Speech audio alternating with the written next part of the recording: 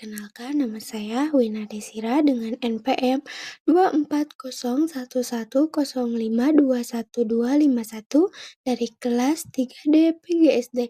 Di sini saya akan menjelaskan tahapan siklus hidup katak. Pengertian siklus hidup. Makhluk hidup adalah organisme yang memiliki ciri-ciri kehidupan seperti bernapas, bergerak, makan, tumbuh, berkembang biak, dan merespon rangsang, serta memiliki kemampuan adaptasi dan metabolisme untuk mempertahankan diri dan kelangsungan hidupnya, meliputi manusia, hewan, tumbuhan, fungsi, bakteri, arkrea, protista, yang semuanya tersusun dari sel. Ciri-ciri makhluk hidup adalah bergerak, bernapas, butuh makan, mengeluarkan zat sisa atau ekskresi, tumbuh dan berkembang, berproduksi, serta peka terhadap rangsang atau iritabilitas dan mampu beradaptasi dengan lingkungan.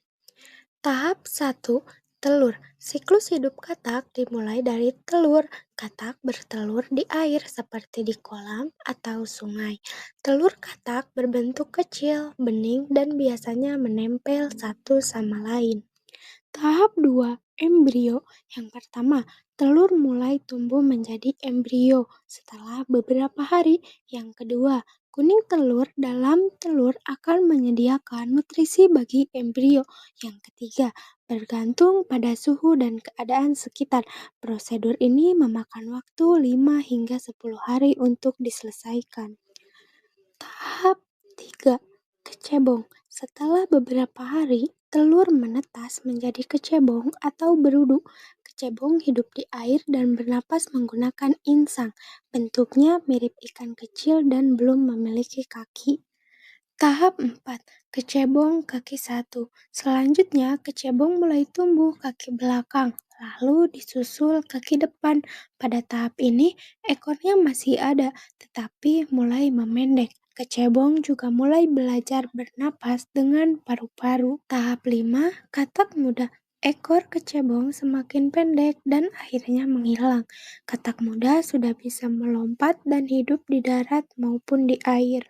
Katak 6. Katak dewasa.